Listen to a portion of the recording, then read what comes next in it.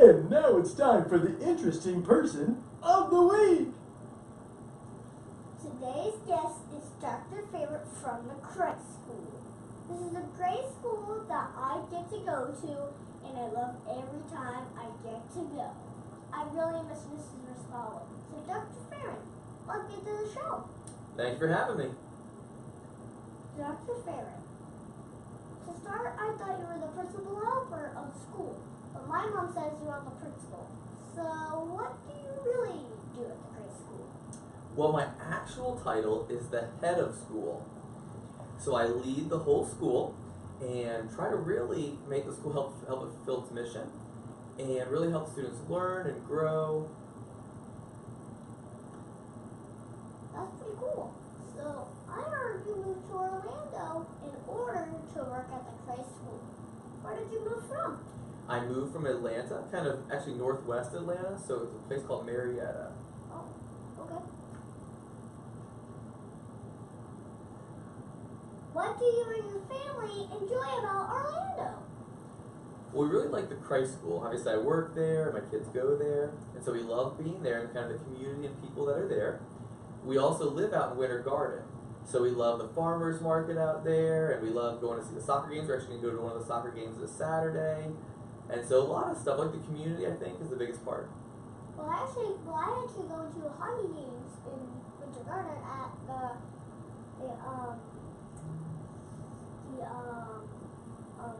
where my mother works. It's on Winter Garden. She works there. Very cool. It's a great place. Yeah.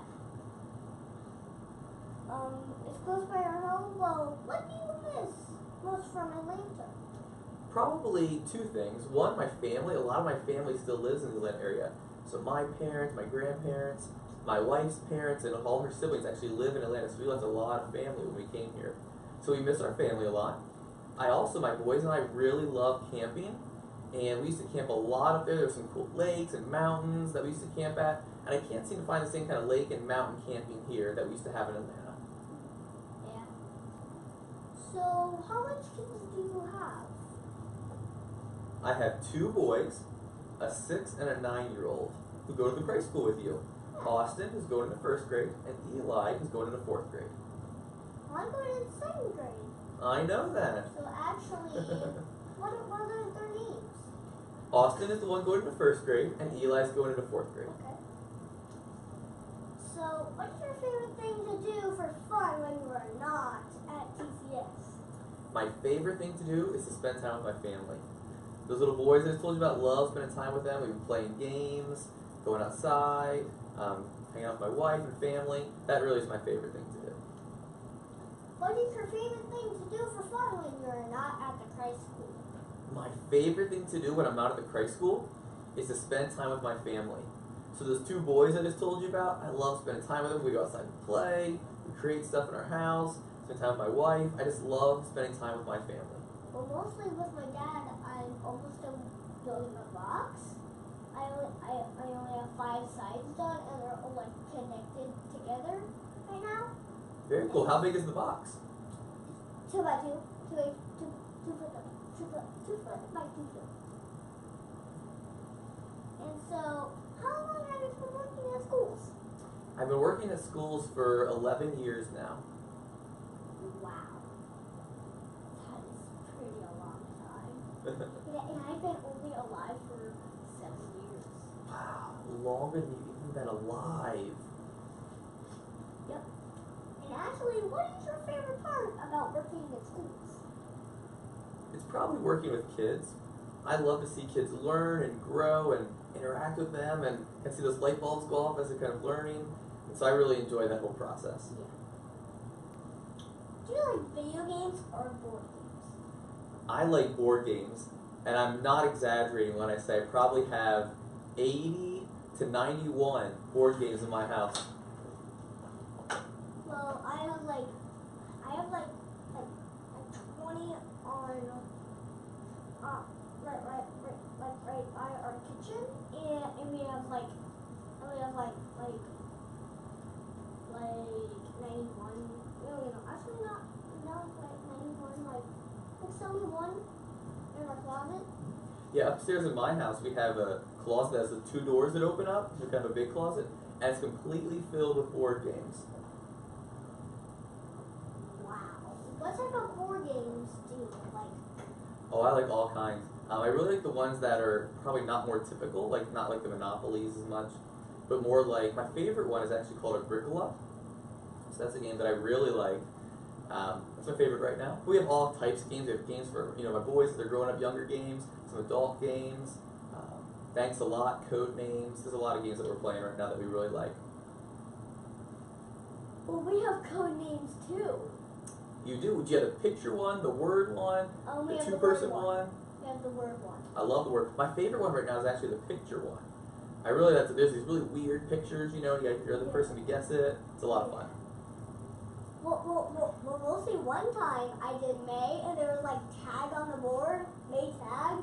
Yeah. Very clever. My mother did not know. Oh, that's a big part of the game. You got to connect with the other person, which is why I like it. It's all about connection. And actually, I said Ocean one because one was red team, and one was the assassin. Oh, you gotta watch out for that one. I hope your audience really knows this game because they're gonna understand all these references.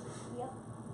And actually, my mother picked the assassin. Oh, I hate when that happens. Yes, I totally hate it. And like bop, bop, bop, bop, bop, bop, and like all blue ones, but I didn't realize that one. And then like, Oh. then I'm like, So what is your favorite part about a choir? Have you ever played a choir? Okay.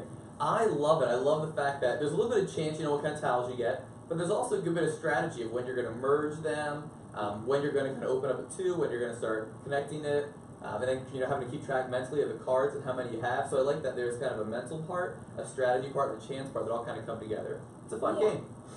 Well, actually, I've played a choir before, and each time I beat the one who had a choir. His name was Mark, and he keeps getting 1st place with me. I keep getting 2nd place. That's fantastic. Who always gets 1st place?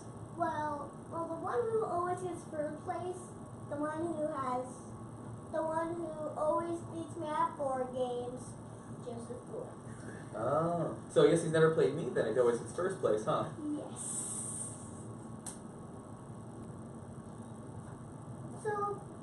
So what is your favorite subject when you were in school? My favorite subject of all time was economics, but I didn't get that until I was in high school and in college. So at your age, I would say my favorite subject was math. Mine too. Really? Yep. It's so much fun. I love it. It's like, oh, I am totally doing this. Well, I do 3rd grade math. That's fantastic. And I'm actually on August 3rd. I'm going to a 3rd grade math class. Actually, I heard about that. It's part of our math acceleration program. Yep. And actually, when I was in 1st grade, I was going to a math thing at 2 o'clock for a 2nd grade class. I went with Cooper and Jack and Keegan, which was in Mrs. McCall's class. Yeah. Absolutely. We started that program last year and tried to find a few kids who really were excelling in math and see, could they change levels? Could we look at students and say, all right, based on not just when is your birthday, here's what you're going to learn, but trying to look at students and say, what are they really, where's their ability, what's their achievement levels, and then where's the best place for them? And so I know you're involved in that. We actually expanded it now so that all grades have that opportunity. And we're really excited about the future for the Christ School. Yeah. Well, actually, I'm very good at math. I know fractions. I know even odds. And I know, like the times tables. Like all up to 10 times 10. What is your favorite part of math? Well, my favorite part of math is that you always get to add and subtract and multiply and divide, which I know how to do. Very cool. And so actually, my favorite part of math is it's 10 times 10 is equals 100. It's on my chart. Very nice. What is economics? It's a subject about, really, it all boils down, the easiest way I can explain it is supply and demand. It's all about what do people want to sell, what do people want to buy, and how does that all work in our system. It's really the exchange of money and goods. Yeah. That's pretty much what we do at stores. Well, my living nanny mostly does all the shopping. Right. Yeah. Yeah, I love it. I love all that exchange and kind of learning about the micro and macro and all kinds of stuff. And we get more pool stuff. Mm-hmm. Like a huge raft what we have right now. It's a huge emoji one. I'm going to ask you a question, see if you know some econ. You ready? Let's say that there's a store, and they had 10 products they're trying to sell. Okay? And there was only one person, let's change that and say there were 20 people who wanted to buy it. Do you think their price would go up, or do you think their price would go down? Probably up. Why? Because actually the price will go up because they get more saving, and they want to get like more money and like yeah. Hmm? So they added like more. So kind of like up to like $10, like kind of like $10.99. What if I had? Okay, so let's try this again. The store has 10. Pick a product. What's the fun thing you like? Something that I like is mostly like getting pool stuff. Pool stuff. What's the best pool thing you got? Well, the best pool thing is that the huge emoji thing. Okay, so there's 10. But it always try to flip. So let's say there's 10 huge emojis that can flip, right? But 20 people want to buy it. And right now it's $10 for each pool emoji thing that can flip. Yes. What is the owner of the store going to do to their price? There's 20 people who want to buy it, and he only has 10 to sell. But actually, there's going to be like 10 behind it. No, 10 is all he has. What do you think he would do? Well, I don't know. Well, actually, I think they would just like get more from some other stores, but they have to like buy it with their money. And actually, then they can get like 10 more, and then they can just put it in the store, and then all the 20 can like buy it. What if every other store is sold out though, and there's literally only 10? What can they do to their price to make more money for their business? Well, maybe they can like split it out to like 5, and then like more people would want it. But if you make it like $15.99, like $15.99, then only like 10 people would want to buy them. So it'd be a good idea to make it $15.99? Yeah. And that's economy. That's economics right there. It's that supply and demand. If there's more people that are demanding, like 20 people want the product, but there's only 10, they got to raise their prices. Yeah. And they can make money. So at $15.99, maybe only 10 want it. Or at $10, 20 want it. How many people would want it if it was $5? Like